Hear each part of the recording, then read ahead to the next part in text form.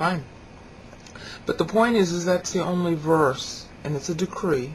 That's the only verse that you can even talks to the evolution question. Now, where it doesn't talk to, as we saw, is when you get down to Genesis 2:7. Oh, there's this very different definition of a human being. Evolution is like Feuerbach, man in motion without a soul. Evolution treats life as being solely biological. Because, we can't tell if it's not biological. Is that a cop-out or what? You can't tell if there are beings in outer space either. That doesn't mean there aren't any. And by the way, there are billions of beings in outer space. They're called angels. They even sell themselves as extraterrestrials. In the Mothman thing that happened in 1967 in Gallipolis, Ohio, that was a clever deal. Okay, using Delphic oracle names. No human being was that clever. They've done this as ghosts. Well, those ghosts are extraterrestrials, yeah. I mean, it's just, I wrote a webpage on that, satstrat.htm. You can click on the links there and read some of it just to get your feet wet on the idea. But the point is, you can't see a lot of things in science. That doesn't mean they don't exist, dummy. 100 years ago, William Vanderbilt, son of Commodore Vanderbilt, the guy who built the railroad and Grand Central Station, William Vanderbilt it was scientific to bleed him when he was sick with leeches. 100 years ago, that was science. A brain-dead person would know you don't do that because leeches have germs. I mean, forget it. The point is that you guys are just using this science crap to say there's no God. Fine. You don't want there to be a God. You don't need an excuse. You don't want it? That's enough. But, come on. Don't be so dishonest. Right? There are lots of things in science you can't see. That doesn't mean they don't exist. We couldn't see cells and amoebas until, what? We got the microscope. Didn't mean they didn't exist. You can't see God. That doesn't mean he doesn't exist. But that's your problem. Evolution, closest thing, Genesis 1:26 and 27. Now, man, on the other hand, is not evolved, for sure. Bible says he's not. Because Genesis 2:7, what do you see there? His body was yatsered, and he was asad, which means, as a whole verb, meaning that God made out of him his own thinking, the whole person, and then breathed lives, plural, Hayim, Genesis 2:7, and Adam only then became a living soul. So the definition of humanity in the Bible is your soul. What's up here? You can't see it, touch it, taste it, feel it, but it's driving your biology. And it drove Adam's biology. And then the initial thing was lives, plural, spiritual life and soul life. Spiritual life for relating to God who is spirit. Soul life for relating to other soul creation, humans. Of course, angels have souls also. And body life for relating to the biology. I mean, you have to have body life to be able to touch things. Okay? I have to have a body if I'm going to do this. That's biological life. And I can relate to animals through my biological life, which is the first thing God trained Adam to do. He was a scientist. He was a taxonomist. That was his job. And that way he was going to learn how something lower than him, how to love something lower than him, so that he could understand how God who's higher than him loves him. So Adam, human, soul. Your soul lives forever. It's immaterial. You can't see it. But its effects are obvious. I mean, you're seeing my soul right now through my thoughts. My thoughts are coming out my mouth. Alright? And maybe other places too. Okay? You're seeing that because you're seeing the effects through the body. But what you're really seeing that you can't see, and yet you are seeing, is my soul. Well, it's the same with God. God's thoughts. We can see God's thoughts, not just because they're written in the Bible, but because he actually transmits the meaning of those thoughts through the written word. He also used to do it through dreams and visions, and he also does it by connecting the dots for you in circumstances.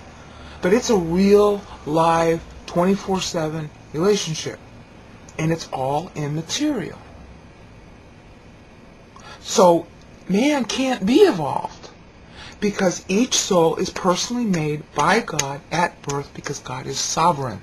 He has the right to choose whether there's going to be a new soul created, and he personally makes that decision when a fetus exits the womb. Now, when I go through the No Womb Life, No Soul in Womb series, we'll see the verses on that. Right now, just, sort of take my word for it. Because you can see in Genesis 2:7 that God breathed lives. It's not something that he yatsered, it's not something that he asad, and it's not even something that he barad. It's something he breathed. And that, obviously that's sort of a euphemism, because God doesn't need air.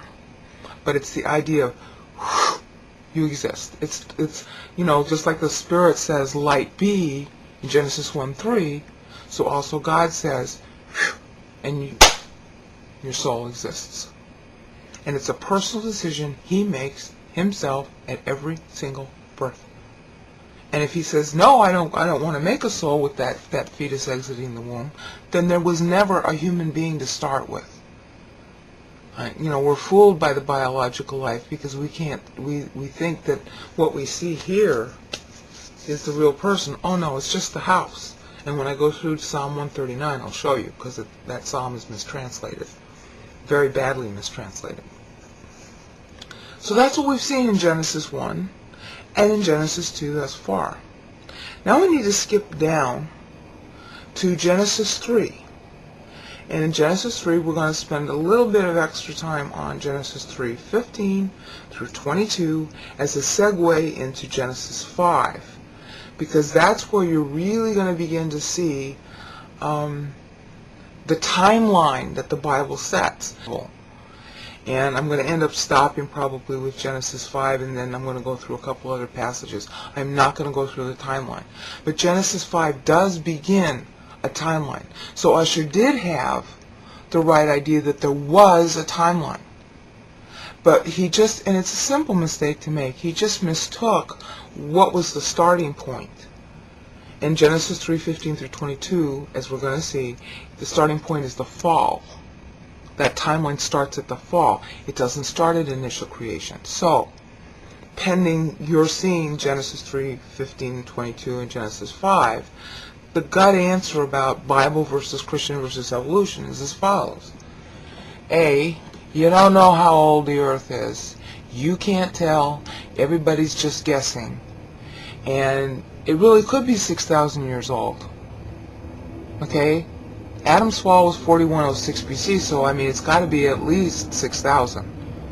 But how much older than 6,000, nobody can tell. Because you can microwave a potato, you can have plate tectonic subduction that's fast, or you can bake a potato, which is slower, and you can have subduction that occurs due to continental drift, and slow. Nobody knows. Everybody's guessing. So the Bible can't be said to be supporting young earth or old earth. It's treating that as irrelevant, because the only relevant time begins at Adam's fall. So how many years did Adam live here before he sinned? Who knows? Could have been couldn't have been a day. Might have been a year, or might have been 1,000 years. Because he was naming the animals, and that took time. So he was here for a while before he sinned. He was here for a while before the woman was even created. It wasn't on the 6th day that she was created. He was, though. So we don't know how old the earth is. So, let's just stop that part of the evolution debate. Evolution is stupid enough on its own without having to compare it to Bible. But if you're going to compare it to Bible, there are only two places to compare it to. Okay? Because we know from Genesis 1:1 and 1:2 that you can't date the origin. Then you have only two other options to talk about. Genesis 1:26 and 27. What does it mean to say after their kinds? And that is restricted to flora and fauna, because in Genesis 2:7, Adam is directly made a living soul by God, breathing soul and spiritual life into him after the body was yatsered, formed, sculpted. So there is no such thing as a human being who is evolved, period. Each human being is uniquely created by God at birth and is essentially immaterial. And that's why hell is an issue, because the soul goes on to forever after the body dies. And that is in Genesis 2:17, motamut, which we also saw. Dying spiritually, you will die physically. Again, my pastor taught this for 53 years. I am not pulling this out of thin air, but I can independently verify it in the Bible, and I'm trying to show that to you.